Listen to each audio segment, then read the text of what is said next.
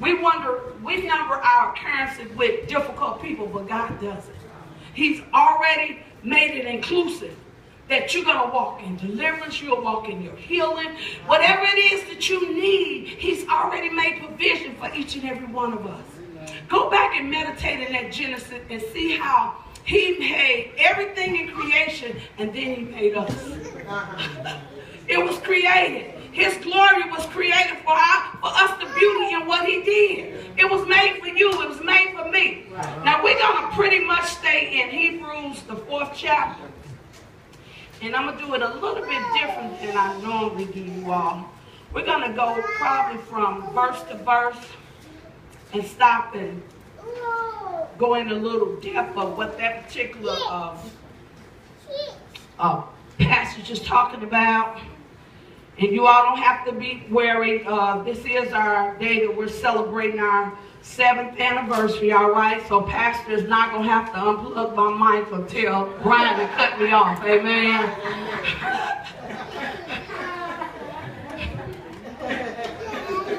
I told him I learned that from him. The version, I'm going to be using the amplified version as much as this tablet will let me. You know, these old smartphones and tablets and stuff, they do their own thing. Y'all know that, don't you? Right. And you can tell that stuff be going on in the atmosphere.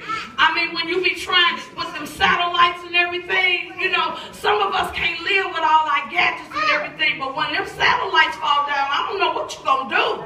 I mean, look, this guy told us the other day he was late getting to church because he couldn't find his cell phone. What you need your cell phone at church for? But anyway, what I'm saying is that I notice this tablet sometimes I go to hit something, it go up and down and all of that, you know. But anyway, as much as it allow me, I'm going to try not to touch it so I can read from the Amplified Version. And we're starting in Hebrews, chapter 4, verses 1 through 3. Therefore, while the promise of entering his rest still holds and is offered today, let us be afraid to distrust it. In other words, it's already been provided for us, and we shouldn't want to not trust or depend or rest in what God has done for each and every one of us. Now, you know what? That may seem to be deep, but since I've been in the church circle for a little while, I've seen so many people go from one situation to another. We're always in a crisis. Always in a crisis. You go to tell somebody about your crisis, and then they beat you out because their crisis is much more severe than your crisis. You know?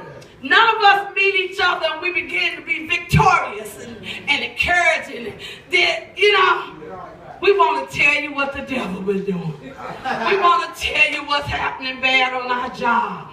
Or what, you know, we never just want to be just out, no matter what's going on. We're supposed to be resting in the Word of God, in the methods of God, trusting that His provision is already made for us. Right. Even if these circumstances and situations are true today, we still know that when tomorrow get here, it's today. God is going to already make a way. Yeah. He's going to make a way for you. He's going to make a way for me. I saw this happen over and over again. And all the time, it wasn't at 12 midnight that He made the way. He had it already lined out. You might have been in the dark, stumbling back and forth, but He had the path already laid there.